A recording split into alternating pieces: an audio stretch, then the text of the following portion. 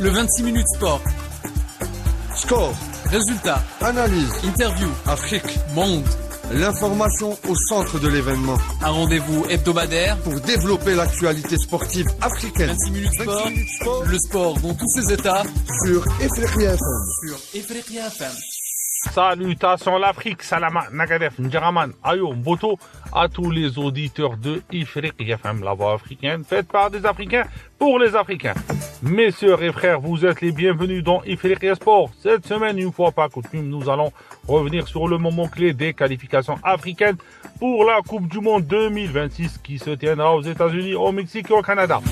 La 5e journée et la 6e journée, ces deux dernières journées ont été déterminantes avec des surprises, des confirmations et des déceptions bien sûr. Quelles équipes ont pris une option sérieuse pour les qualifications? Quelles nations ont encore leur destin entre les mains? Quels sont les grands enseignements à tirer de ces dernières rencontres? Pour en parler, j'ai le plaisir d'accueillir avec nous le spécialiste du football africain, journaliste à Africa Football, Alioune Toundé. Alioune, journaliste, comme on l'a présenté, il est vraiment au four et au moulin de toutes les informations qui concernent le football africain. Ensemble, nous allons analyser en détail le bilan de chaque groupe, les performances, les enjeux à venir. Restez avec nous et c'est parti pour une analyse complète des qualifications africaines pour la Coupe du Monde 2026. Alioune, bonjour. Quel bilan qu'on tire sur ces deux dernières journées des qualifications à la Coupe du Monde 2026, comme on l'a dit, qui se tiendra aux États-Unis, au Canada et au Mexique? Bonjour Walid, bonjour à tous. Un grand plaisir de vous retrouver sur cette belle émission sportive. Ah oui, pas mal de grands enseignements à tirer après cette 6e journée des qualifications africaines pour la Coupe du Monde 2026. D'abord, les gros noms du football africain qui ont donc répondu présents, qui ont tenu leur rang. Certains, on va le dire comme ça, l'Algérie, l'Égypte, la Côte d'Ivoire. C'est des nations qui ont tout simplement réussi à faire le plein durant cette trêve internationale et à se rapprocher un peu plus donc de leur rêve de qualification pour le Mondial 2026. Mais au même moment, il y a aussi d'autres petites nations entre griffes qui ont notamment brillé, qui se sont vraiment bien illustrées, à l'image notamment du Cap-Vert, qui est leader de son groupe, qui véritablement a impressionné, a fait aussi le plein durant cette trêve. Donc le Cap-Vert en ce moment, à 4 journées de la fin de ces éliminatoires, entretient aussi un grand rêve de retrouver donc, sinon de s'inviter pour sa première fois à la Coupe du Monde. Ce serait vraiment historique, ce serait vraiment magique pour un petit pays comme le Cap-Vert. La route, elle est encore longue. Il reste encore 4 journées à disputer. Mais pour l'instant, quand on voit le comportement, quand on voit comment cette nation se prend dans ses qualifications, on peut se dire tout simplement que s'ils maintiennent la dynamique, s'ils maintiennent ce bel état d'esprit, il n'y a pas de raison que l'exploit ne se concrétise. Cette 6e journée, c'est vraiment, elle est concerne beaucoup plus donc la Guinée, la République de la Guinée, le série national qui nous a déçus durant cette trêve. Un seul point obtenu, avec notamment un triste match nul face à la Somalie, une nation avec de grands noms, à l'image notamment de Serhou Guirassy, l'un des meilleurs buteurs de la Champions League européenne, qui malheureusement, avec le série national, ces derniers mois, ça ne se passe pas en tout cas bien. Ils traversent en tout cas une mauvaise passe. Ils sont dans une mauvaise série en ce moment et pour le compte de ces éliminatoires, ils n'ont que 7 points en 6 journées et ils se retrouvent tout simplement à la 4e place de leur groupe, loin derrière, très loin derrière les Fennecs d'Algérie qui comptent 15 points déjà. Et même le Mozambique est devant la Guinée. C'est tout simplement assez évocateur du mal et surtout de la mauvaise série que traverse le série national en ce moment. Voilà donc, mon cher Walid, quelques enseignements donc que l'on tire de cette 6e journée des qualifications pour le Mondial 2026. Aliou, on aimerait bien savoir quels sont les grands faits marquants de cette 5e, bien sûr, ces 6e journées. Est-ce qu'il y a quelque chose qui a vraiment été tape à l'œil dans ces 2 dernières journées?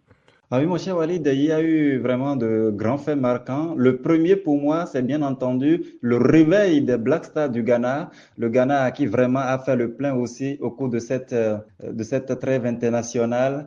D'abord, avant bien entendu l'entame de ces qualifications, de cette deux journées, le Ghana a pris des décisions fortes, notamment avec l'arrivée d'un nouveau sélectionneur qui a vraiment tout de suite impacté le groupe de par cette décision, de par ses choix, en écartant d'abord le vétéran André Ayew et surtout en retirant le brassard à Thomas Partey et en confiant ce brassard donc à Jordan Ayew. Et on a senti tout de suite un groupe vraiment déterminé, un groupe qui, malgré tout ça, est resté soudé et vise en tout cas le même objectif. Ils ont manqué la Coupe d'Afrique des Nations 2025. Ils ne seront pas de la partie. Là, il faut se battre quand même pour s'inviter, ne serait-ce que donc à la Coupe du Monde 2026. C'est important pour une nation comme le Ghana qui a toujours marqué les esprits à ces grands rendez-vous.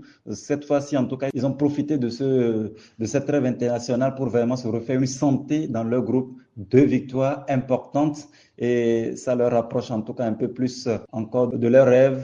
Et ça a permis surtout de voir que enfin il y a un état d'esprit qui renaît, il y a un état d'esprit, bel état d'esprit, la solidarité qui est de retour et surtout les belles valeurs que l'on connaissait de cette équipe ghanéenne, que l'on a commencé donc par retrouver. C'est assez exceptionnel. Jordan Ayew qui est triple passeur décisif par exemple face au Madagascar et vous avez Thomas Partey, le joueur d'Arsenal qui s'offre aussi un doublé dans ce match face au Madagascar. Mohamed Kudus, l'autre cadre du groupe. Donc tous les cadres se sont bien comportés. Tous les cadres ont montré tout simplement que oui, enfin, il faut désormais se battre pour relever le Ghana. Le Ghana ne mérite pas de disparaître de la carte, en tout cas du football international. On a manqué la CAN 2025. Cette fois-ci, il faut se battre quand même pour décrocher une place donc pour le prochain mondial. Pour l'instant, ils sont sur le bon chemin, on va le dire comme ça. Donc, je pense que c'est assez impressionnant. L'autre fait marquant pour moi aussi, c'est bien entendu la belle attitude tout simplement du Cap-Vert. Je l'ai dit, ils ont montré aussi de superbes choses durant cette trêve internationale, avec notamment Rocha Livramento qui a aussi inscrit un doublé en déplacement donc du côté de l'Angola pour permettre au Cap-Vert aussi de continuer en tout cas par bien se comporter, de continuer surtout par entretenir son grand rêve, celui tout simplement de participer à sa première Coupe du Monde. Ce serait historique tout simplement. Donc en gros, mon cher Walid, ces deux nations ont été pour moi les grands faits marquants de cette trêve internationale pour ce qui concerne donc les qualifications africaines pour le Mondial 2026. Et on aimerait bien que tu reviennes avec nous, si c'est possible, pour on va dire, la performance énorme des poulains du sélectionneur algérien Petkovic. Comment t'as vu ce match-là? Comment t'as vu cette performance contre le Mozambique? Est-ce que c'était un retour au niveau international pour l'Algérie pour cette qualification?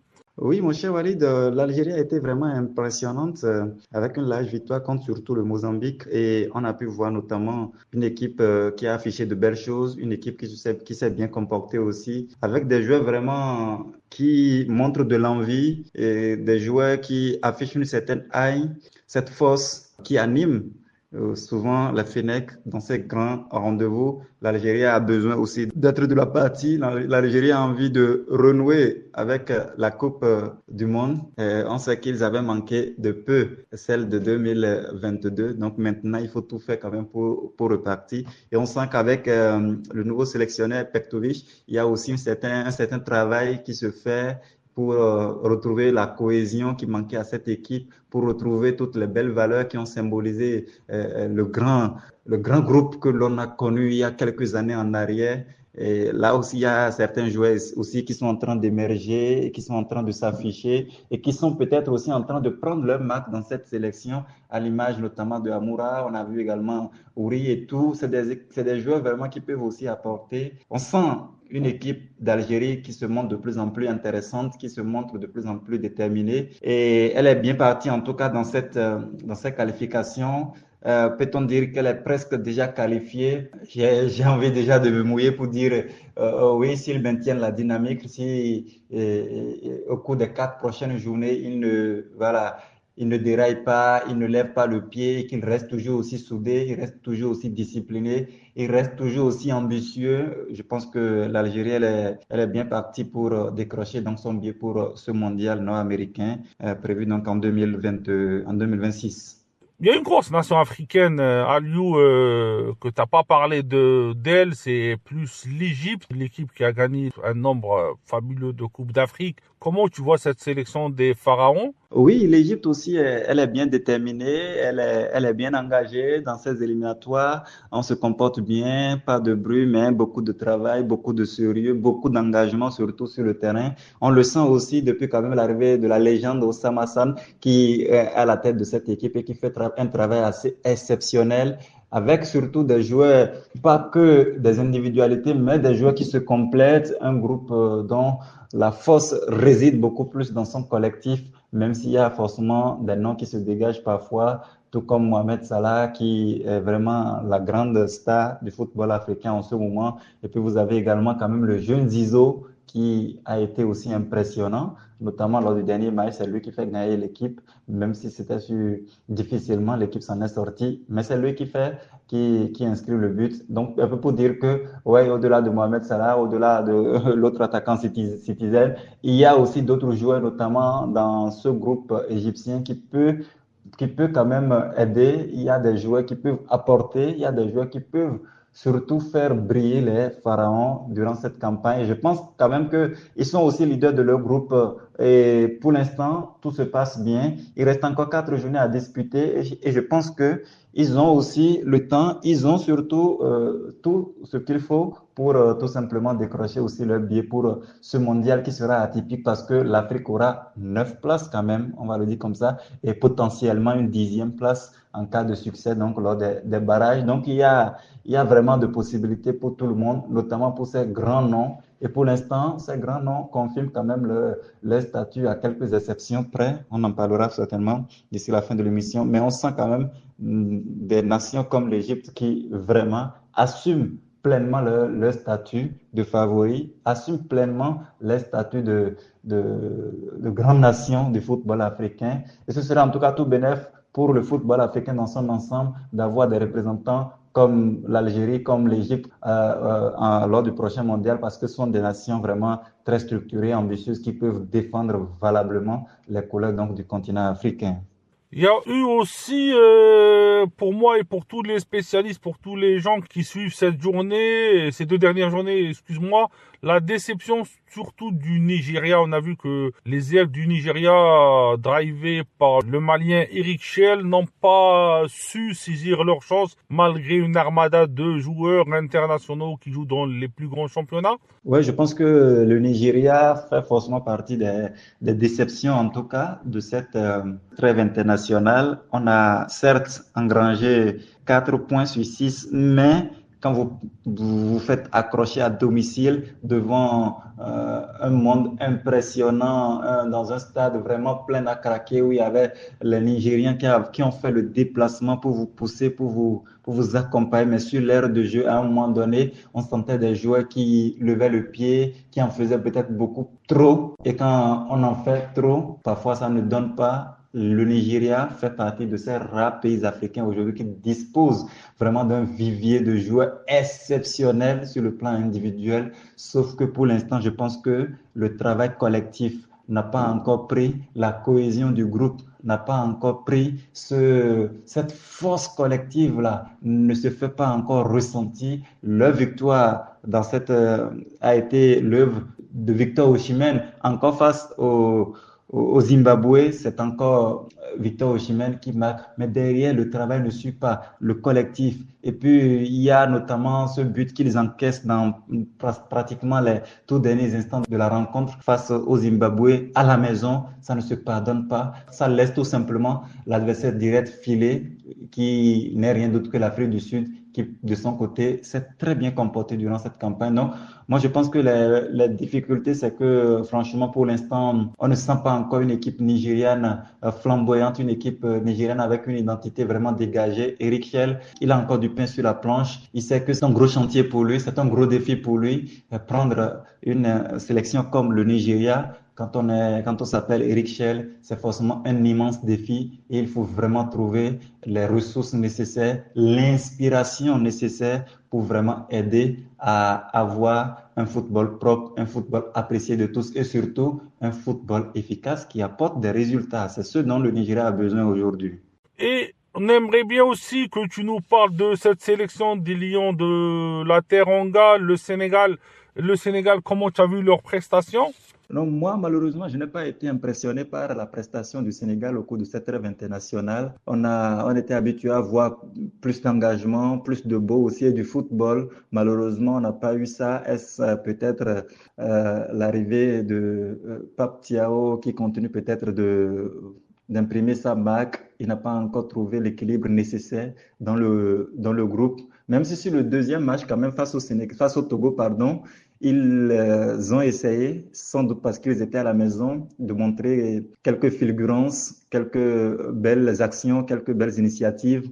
Mais dans l'ensemble, ce n'était pas forcément le grand Sénégal, ce n'était pas les grands lions de la Teranga que l'on avait l'habitude de voir. Peut-être que Pape Thiaw va continuer, oui, lui aussi par travailler, ce n'est pas encore ça. Quand on parle du Sénégal, on veut voir d'abord du jeu, on veut voir du football, on veut voir aussi et surtout vraiment une équipe qui maîtrise son sujet de bout en bout. Malheureusement, sur ces deux rencontres, nous n'avons pas eu ça. Ils ont souffert, même à domicile face au Togo, même si à l'arrivée, ils gagnent dans le contenu, dans la production et face à une équipe beaucoup plus huppée, beaucoup plus joueuse. Je pense que la tâche aurait été plus difficile. Donc, ce n'est pas encore le Sénégal que l'on a l'habitude de voir. Là, il a quand même fait confiance à quelques nouveaux visages. Il a appelé un certain nombre de joueurs également dans l'équipe, comme Hassan Diao, qu'il a réussi à arracher à la Aura, l'équipe de l'Espagne, à qui il a d'ailleurs fait confiance d'abord lors du premier match et ensuite lors du match à domicile puisqu'il a titularisé sur cette rencontre. C'est déjà bien de commencer comme ça par réussir à arracher aussi des nouveaux visages aux grosses nations du football mondial. Hassan Diao qui était quand même qualifié aussi pour représenter l'Espagne.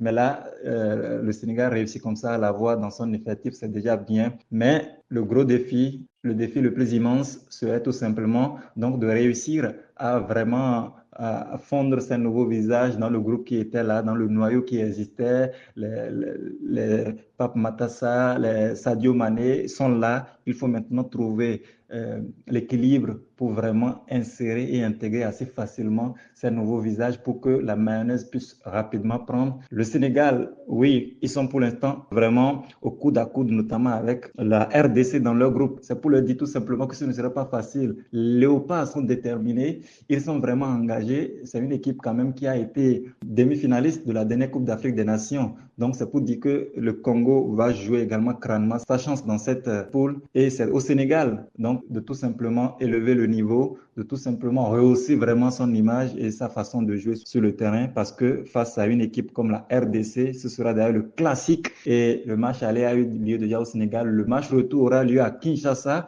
et on sait qu'à Kinshasa, c'est souvent très dur à jouer. Donc, la bataille s'annonce très difficile, même si on dira que oui, la RDC va forcément essayer d'embêter le Sénégal dans ce groupe. Pour l'instant, c'est la RDC qui est en tête. Donc, c'est aux Sénégalais maintenant de faire le jeu. À Lyon, on parle de l'Afrique du Sud, une histoire ils vont perdre leurs points à cause de l'alignement d'un joueur qui a été suspendu. Est-ce que tu peux éclaircir les auditeurs et moi-même sur cette histoire? Oui, l'Afrique du Sud pourrait perdre des points parce qu'on parle notamment de ce joueur Mokéana qui a été aligné notamment lors du match face au Lesotho, alors qu'il avait déjà écopé d'un carton jaune face au Bénin et face au Zimbabwe. Maintenant, que disent concrètement les tests, que disent concrètement les règles? De toutes les façons, c'est un dossier qui va forcément faire couler beaucoup d'encre. Si l'Afrique du Sud est en ce moment leader de son groupe avec une marge impressionnante. Là, si on le retire encore 3 points, il sera toujours leader, même si forcément, là, ça réduit quand même les cas. Et ce sera là la grosse conséquence parce que on sait qu'il y a un grand classique qui attend l'Afrique du Sud face au Nigeria. On sait aussi qu'il y a bien d'autres matchs encore à disputer. Il y en a 4 au total à disputer pour cette campagne éliminatoire. Donc, si jamais l'Afrique du Sud perd ces 3 points sur tapis vert, ça va vraiment relancer encore les chances dans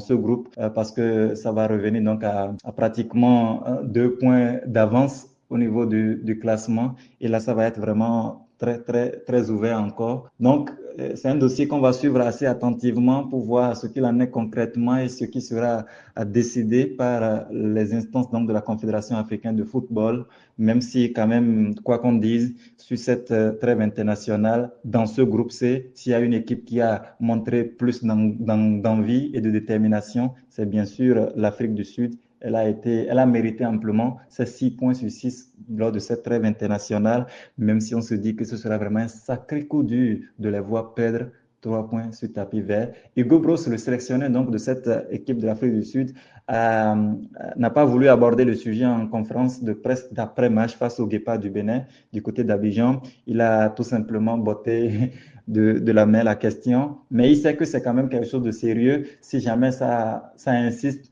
si jamais la plainte prospère, attention, ça pourrait complètement rabattre les cartes dans ce groupe.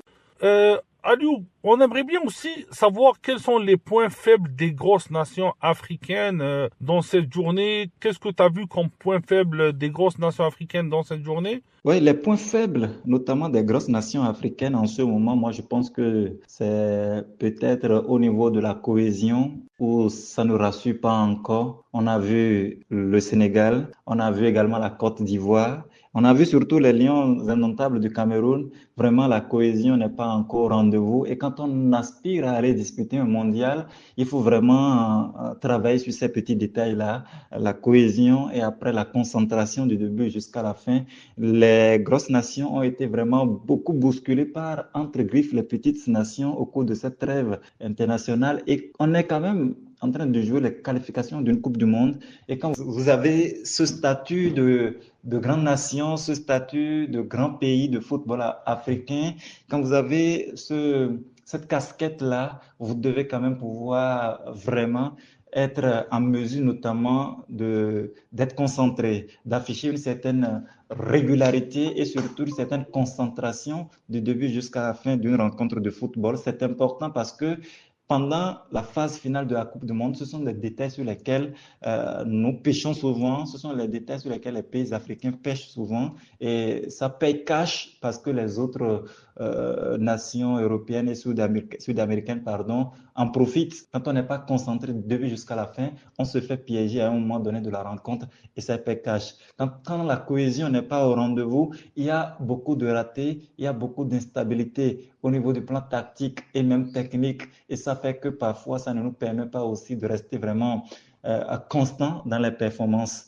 Donc je pense que c'est des choses sur lesquelles vraiment on doit continuer par travailler de façon sérieuse parce que les grandes compétitions comme la Coupe du Monde se jouent sur des détails et ces détails-là se travaillent aussi, surtout dans les grandes nations. Donc, il faut vraiment rester concentré du début jusqu'à la fin. Je pense que si on le fait, ça va vraiment beaucoup plus nous aider parce que là, nous avons les grandes nations, certes, qui sont bien parties pour décrocher leur billet pour la Coupe du Monde, mais en même temps, les petits manquements, les petites ratés, les petites erreurs et surtout les petites faiblesses, il faut vraiment les rectifier.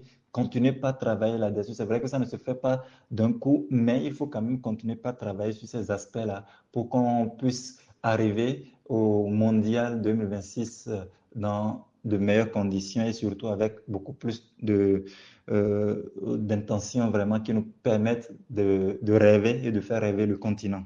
Est-ce que tu veux rajouter quelque chose, conclure par quelque chose? Non, pour conclure, mon cher Walid, merci déjà une fois encore pour cette invitation, surtout pour l'intérêt et tout ce que l'on fait autour du football africain. Quant aux supporters africains qui suivent avec passion ces qualifications, il faut juste continuer par faire preuve de fair play, de discipline. Il faut soutenir ces équipes. Actuellement, c'est difficile dans certains pays, un peu comme la Guinée et son équipe nationale, le Syrie national, qui pour l'instant ne comble pas encore les attentes. Oui, on peut se décourager, oui, on peut avoir des frustrations, mais attention, il faut quand même rester toujours lucide pour pouvoir quand même trouver les bonnes propositions, les bonnes résolutions à prendre pour aider à décanter la situation. Pareil également du côté du Nigeria. On a un nouveau sélectionneur qui est arrivé, Eric Shell, qui, c'est vrai, au cours de ces 2 matchs, n'a pas vraiment convaincu, non seulement par les résultats, mais également par le football que les Super Eagles ont pratiqué. On parle quand même d'une équipe vice-championne d'Afrique en titre. Et là, on attend beaucoup plus mieux. Donc, on se comprend la frustration des supporters du côté du Nigeria. Ça a été vraiment un peu tendu. Donc, il faut rester toujours concentré, il faut toujours rester fair play et discipliné, dégager des ondes positives. Actuellement, c'est ce dont le football africain a besoin, des ondes positives pour aider à avancer, des ondes positives pour aider à faire tout simplement progresser notre football et surtout des ondes positives pour contribuer au rayonnement du football africain dans son ensemble et sur le plan international. Merci beaucoup, mon cher Walid. On se dit donc à très bientôt avec le même plaisir. Merci Aliou Toundé, merci Aliou de ta gentillesse.